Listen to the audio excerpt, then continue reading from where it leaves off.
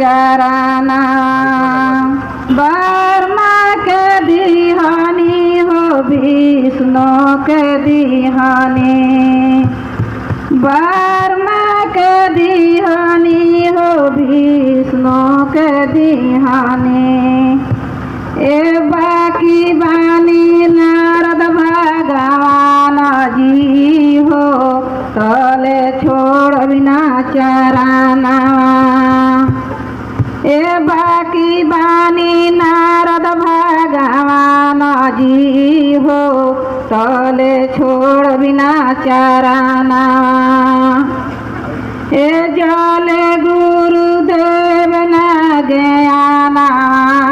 हो तले छोड़ बिना चराना राम के दिहानी हो लक्ष्मण के दिहानी राम के दिहानी हो लक्ष्मण के दिहानी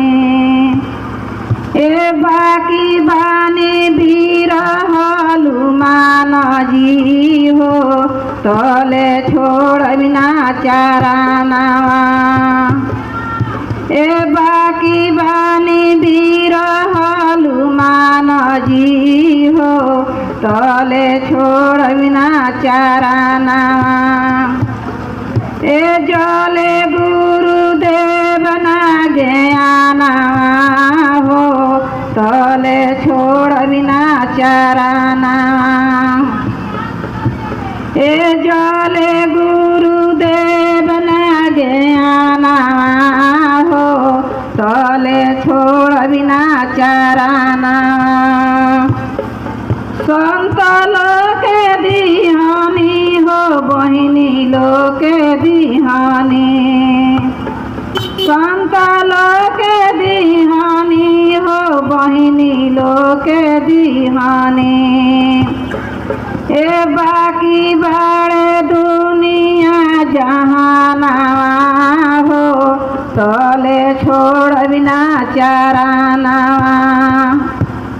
ए बाकी बड़े दुनिया जहाना हो तले छोड़ बिना चराना